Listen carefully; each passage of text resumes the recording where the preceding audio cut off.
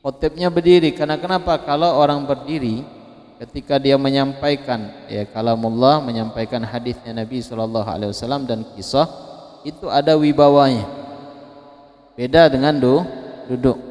Kalau dia berdiri itu ada wibawanya. Karena kenapa? Mengikuti Nabi SAW. Rasulullah itu khutbah dalam keadaan berdiri. Maka kalau seandainya khutbah itu duduk, maka Nabi SAW lebih dulu mengajarkan kepada kita untuk khutbah dalam posisi duduk. Ini dalam keadaan berdiri, syarat di dalam dua khutbah. Bagaimana seandainya kalau tidak mampu, kebetulan khutibnya di kampung halaman itu khutibnya cuma satu orang, yang lainnya tidak bisa jadi khutib. Kebetulan khutibnya digotong, kakinya sakit, akhirnya dibawa gotong, naik di atas mimbar.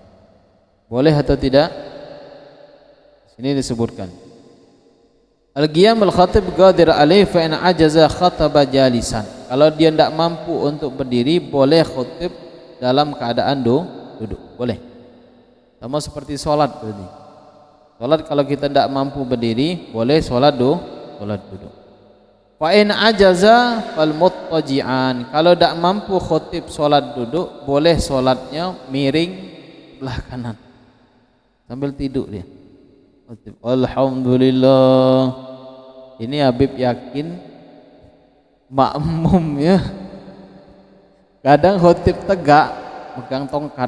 Kira-kira kalau orang dikasih Allah akal, wah ini bahaya nih, dilempar imam pakai tongkat kan, tidak bisa tidur. Ini tidak, malah nyenyak dia tidur. Bagaimana seandainya kalau khutib nanti dia tidur miring?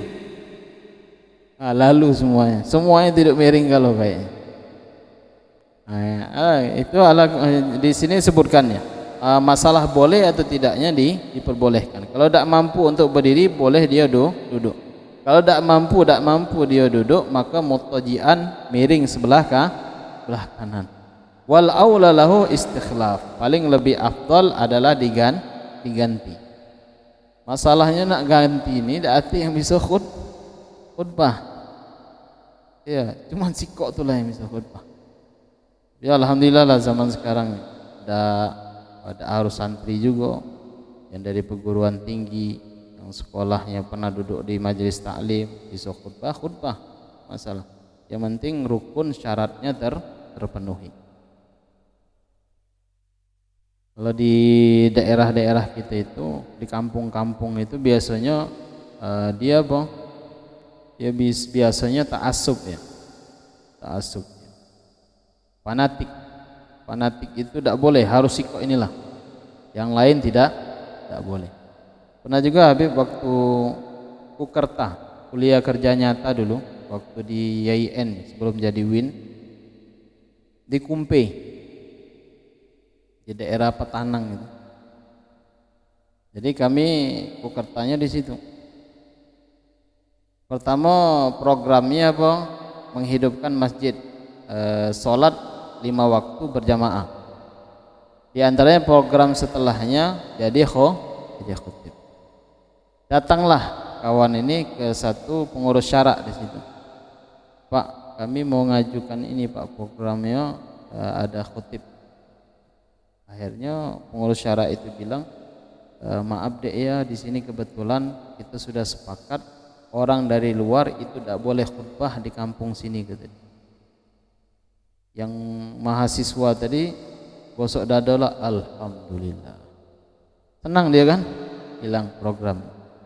Sudah itu nyebutkan program ini lagi ya Bang, sholat berjamaah di masjid. Kebetulan di sana itu orang dari pagi sampai ke sore, dia baru balik dari kebun.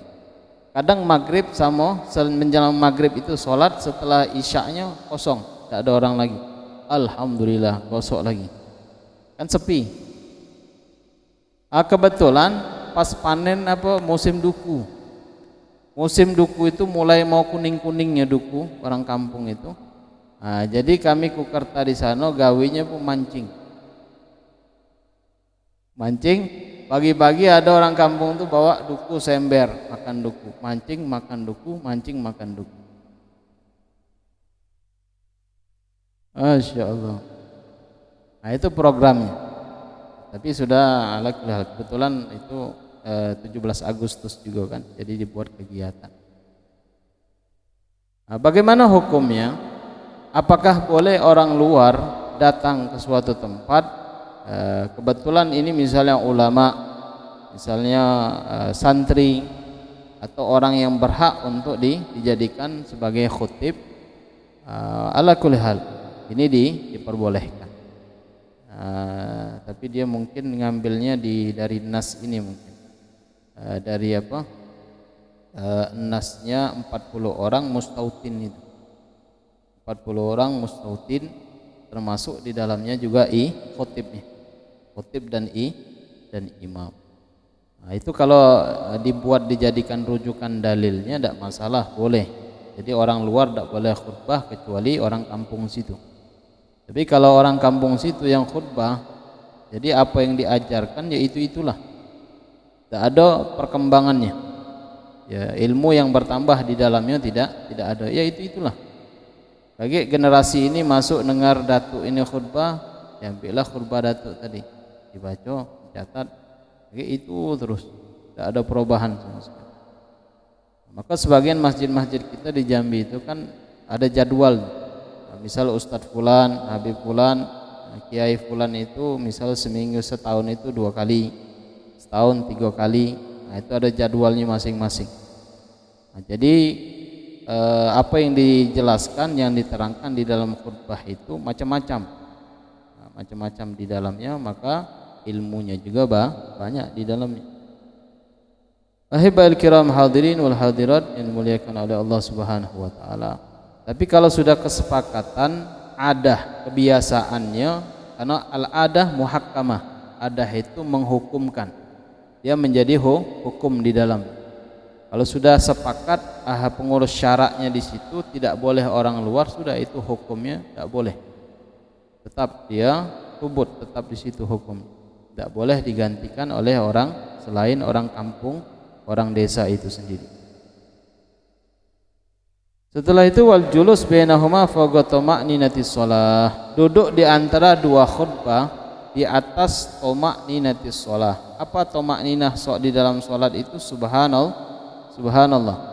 Misal sudah barakallahu li wa lakum fil Qur'anil azim wa nafa'ani wa iyyakum bima fihi minal ayati wa dzikril hakim wa taqabbala minni wa minkum tilawatahu innahu huwas samiul alim. Duduk.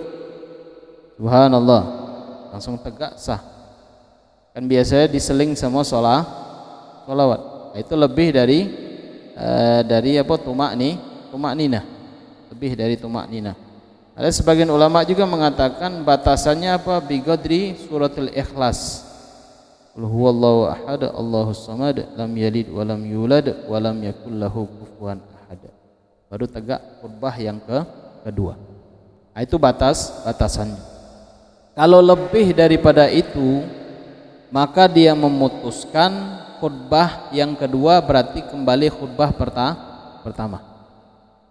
Lamun misalnya, atau khutibnya ngelamun. Sudah sholawat tadi orang resah nih depan nih. Khutib. Ya, kecuali kalau khutibnya datang hal misalnya. Ada sebagian datang hal. Lupa dia baru tegak. Lakulihat. Nah, jadi dia tidak boleh lebih daripada surah al-ikhlas. Wala lam yajlis bainahuma husibata wahidatan. Bagaimana seandainya hukumnya kalau khutib tadi tidak duduk, ia tegak cuman. Apa hukumnya di sini? Walau lam yajlis, seandainya kalau dia tidak duduk, bainahuma antara dua khutbah, usibata wahidah, maka dia dihitung baru satu khutbah. Ya syaratnya dia harus duduk. Yang penting duduk kayak mana ya? Kalau mau duduk dia misalnya khutib kaki lututnya sakit misalnya, atau misalnya bisulan kan tidak bisa duduk. Lagi kalau duduk takut pecah bisulnya misalnya. Nah, sudah nundukin sedikit kepala. Tempelin ke pahanya ini ke tempat duduk sedikit. Nah, itu sudah cukup. Jangan mentang-mentang dia bisul akhirnya dia tegak tidak duduk. Tapi belum pernah lihat kan, khutib pasti duduk kan?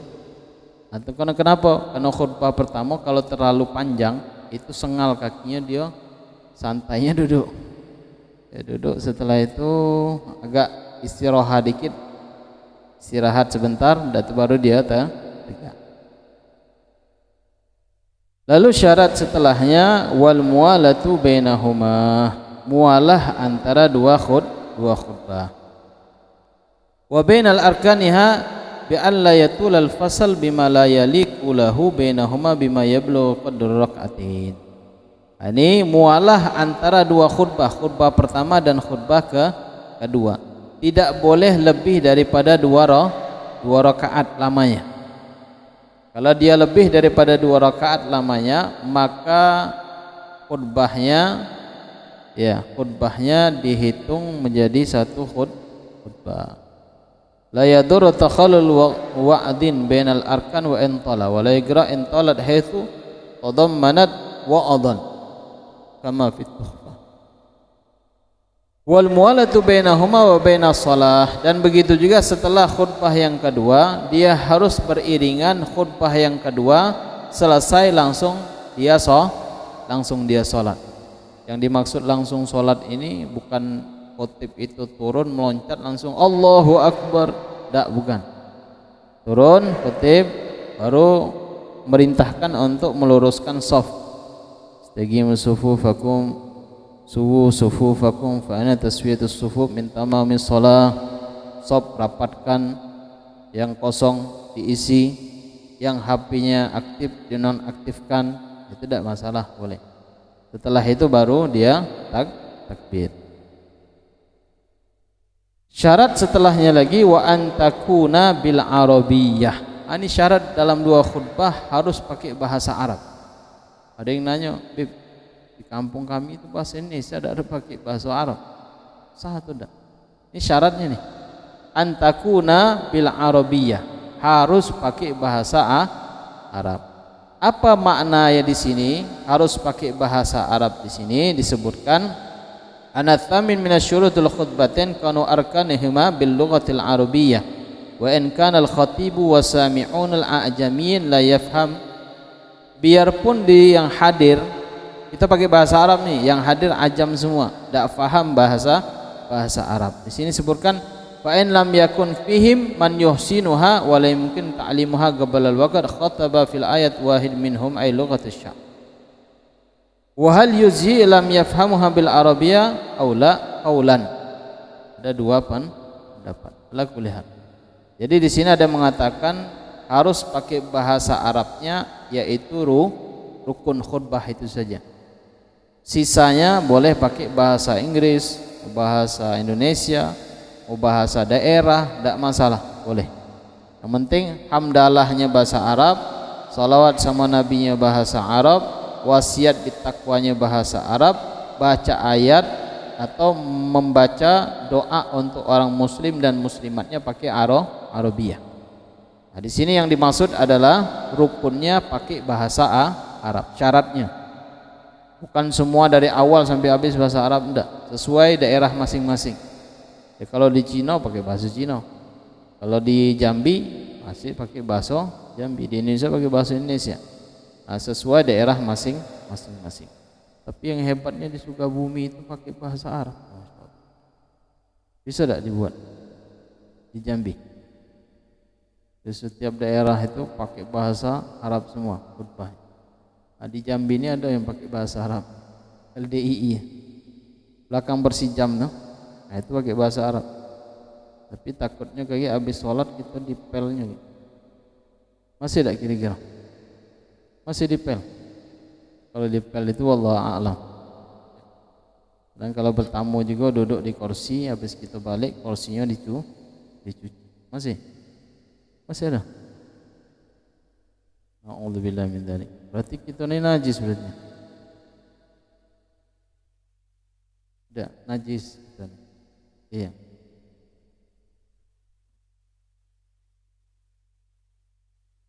Iya. Tidak najis. Berarti najisnya cucinya 7 kali. Ditengoklah kalau najisnya mukhaffafa, najis biasa siram air. Kalau najis mutawassito dialirkan. Kalau najis mughalladha 7 kali pakai debu.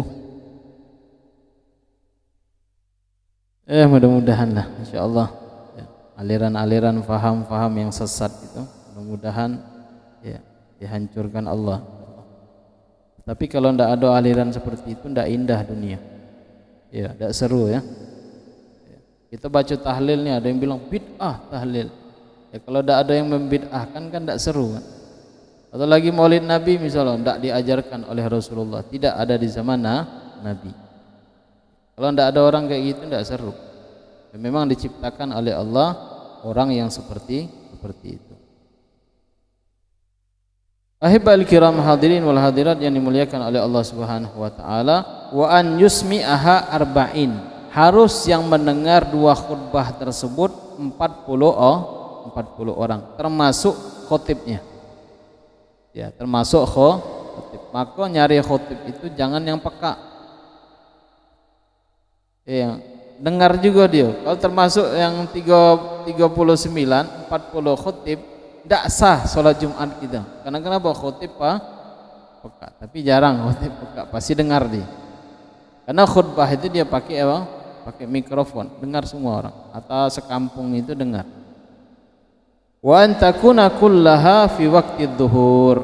Dan kejadian 2 khutbah tersebut itu kejadiannya pada waktu zuhur. Kalau sebelum zuhur maka hukumnya tidak sah.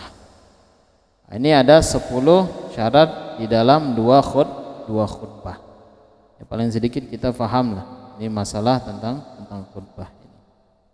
Nah, sampai di sini kalau ada yang ditanyakan, fadhlu.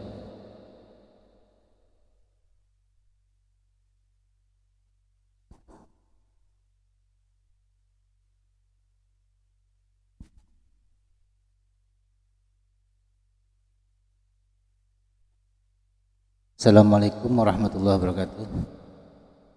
Bismillah, izin bertanya Bib.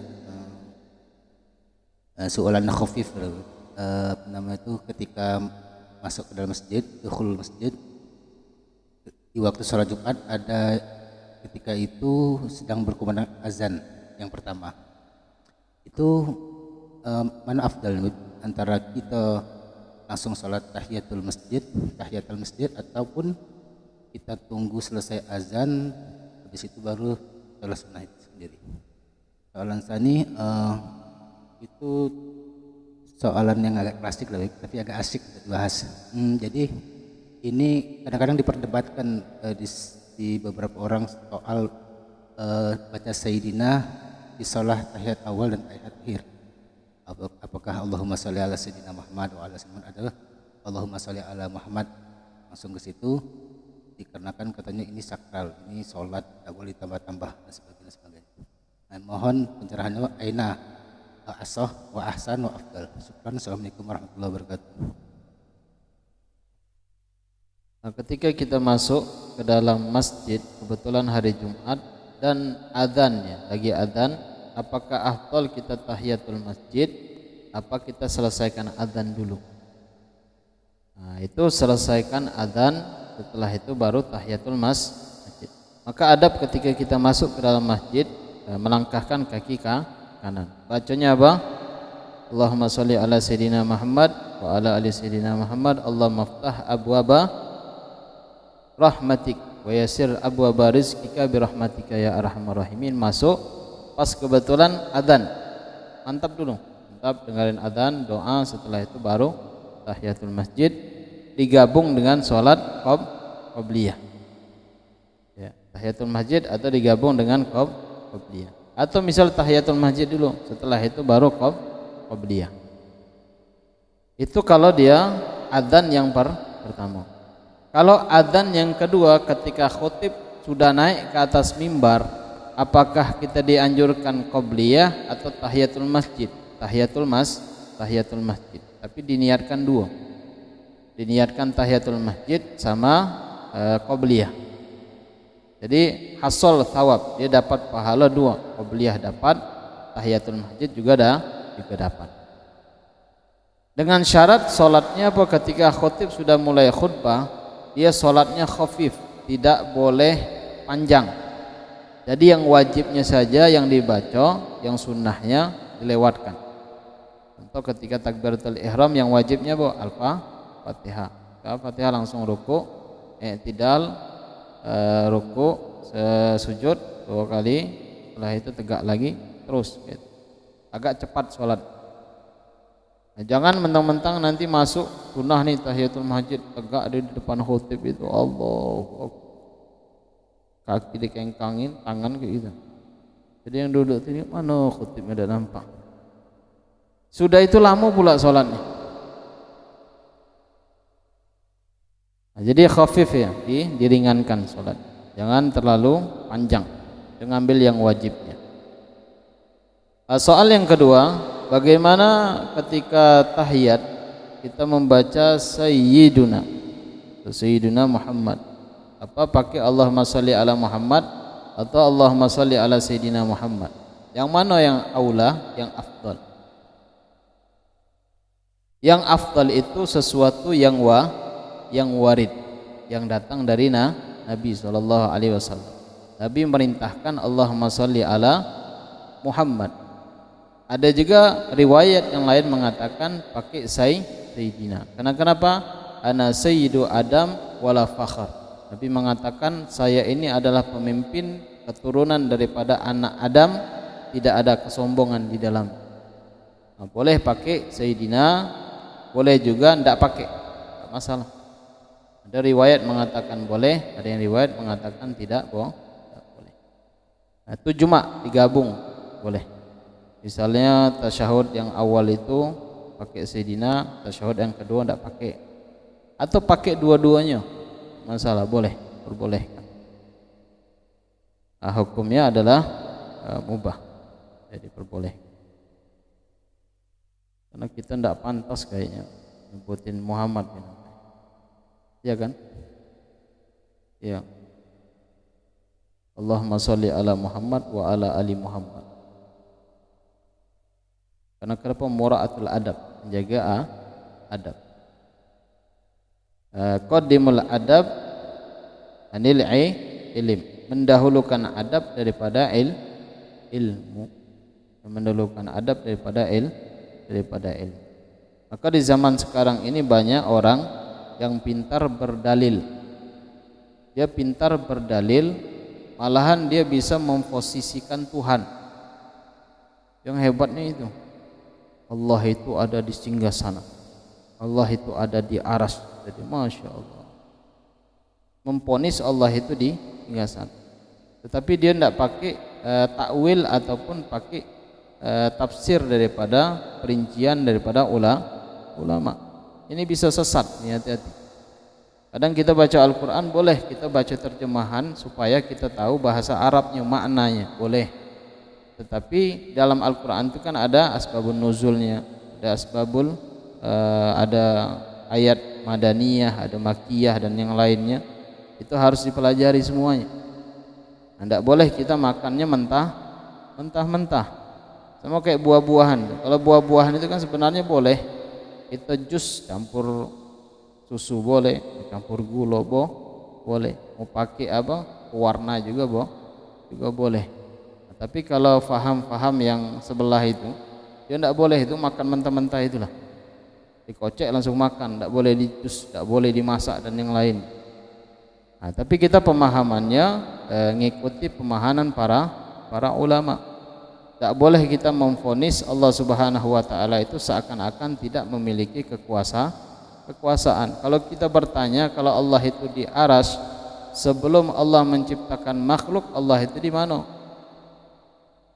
Nah, itu yang timbul jadi pertanyaan. Tidak boleh kita musyabbahah, menyerupakan khalik terhadap makhluk. Itu tidak diperbolehkan. Nah, itu sesuatu yang mustahil di dalam zat dan sifatnya Allah Subhanahu wa taala. Nah, itu adab, termasuk adab. Allahumma sholli ala Sayyidina Muhammad wa ala ali Sayyidina Muhammad.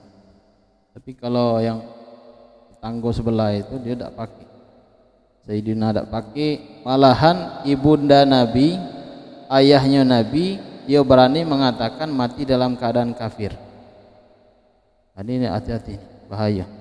Ini faham yang ini yang bakal yang merusak daripada akidah kita Ahlus Sunnah wal Jamaah. Kedoknya Ahlus Sunnah wal Jamaah, tapi di dalamnya daging babi. Halal tulisannya, dalamnya daging babi. Kita tahu nih daging babi, tapi dia bilang enggak, nih halal nih. Ini labelnya halal, tapi kita tahu nih daging babi, mau dimakan enggak? Tidak. Nah, sama seperti itu. Jadi hati-hati faham akidah. Maka Habib Salim bin Abdullah bin Umar Asy-Syatiri, masyayikhina, guru kami, mengatakan akidatan khotiratan, dua akidah yang sangat berbahaya. Yang pertama Salafi Wahabi, yang kedua Syiah. Ini dua faham ini hati-hati. Kalau orang punya penyakit liver, jantung, dan yang lainnya penyakit dalam, itu bisa disembuhkan. Tapi kalau sudah faham akidah, sudah masuk, ini sulit untuk disembuhkan. Iya, sulit untuk disembuhkan. Apalagi kalau ngelihat orang yang bukan sejalan dengan dia, bukan sefaham, seakidah dengan dia, seakan-akan musuh. Padahal sesama muslim, sesama mengucap dua kalimat syahadat, beriman kepada Allah sama Nabi sallallahu alaihi wasallam. Nah, ini hati-hati.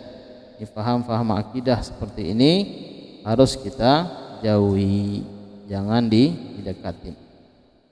Nah, sampai di sini ada yang ditanyakan? Betul.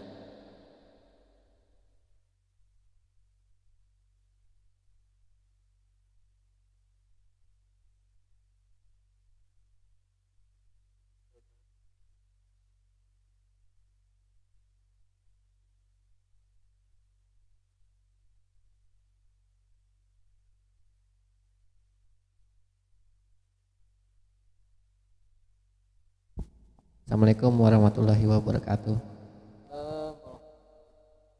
Soal istinja nih Beb, kan kalau kita seandainya posisi di kebun, kita kencing, terus istinjanya dengan daun Beb. Terus sama ini waktu sholat kita lagi pilek, terus ada ingus keluar netes kan, kena baju atau apa, sama bersin nih Beb. Pas bersin kita keluar lendir kayak dah itu Beb, nempel ke baju dengan kadang jatuh ke sejadah. Hukumnya macam mana Beb? Nah, itu kalau daun istinja, karena diantaranya syarat di dalam kita istinja selain daripada air, itu diantaranya boleh pakai batu. Syaratnya an yakuna jamidan, dia harus keras. Kalau daun keras, lembut. Nah, kalau daun itu kalau dia masih hijau, itu dia bisa remuk, hancur dia. Sama kayak kalau dia kering.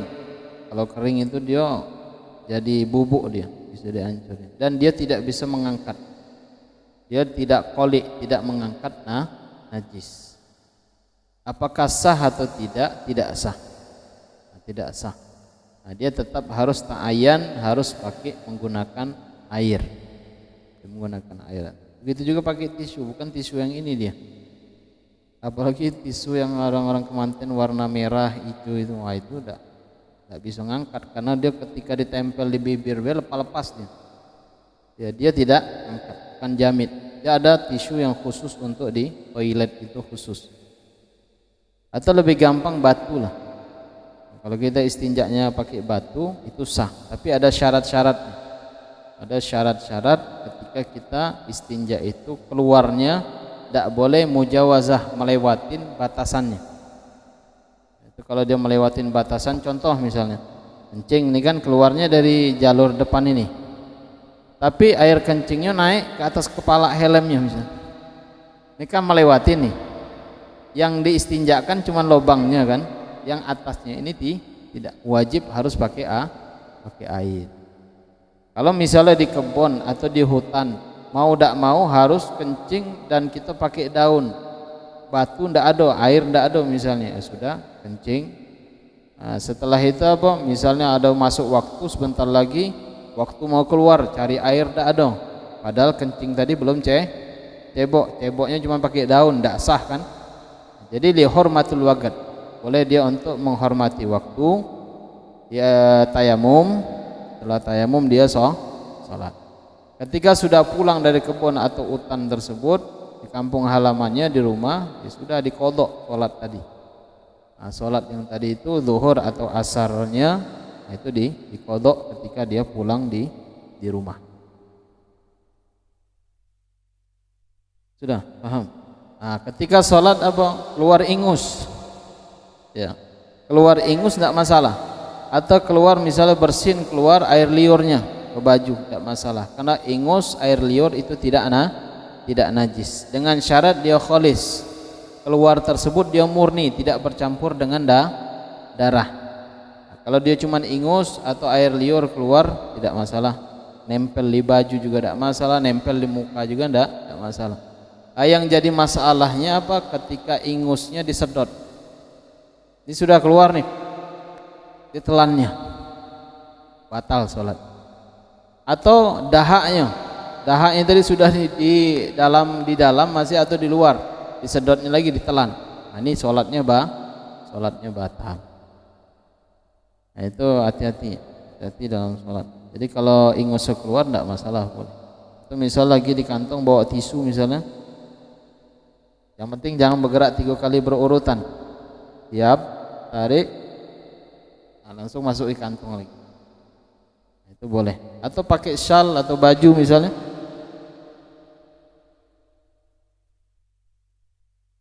gitu. Biasa pakai tisu ya biasa, atau baju, terserah, tidak masalah, diperboleh. Ada yang ditanyakan lagi? Assalamualaikum warahmatullahi wabarakatuh. Ustaz, berkenaan dengan pelaksanaan Jumat Ustaz. Misal dia ini masjidnya di tengah hutan Ustaz. Jadi pengurus masjid itu nunggu jamaah penuh. Jadi batasan waktunya tuh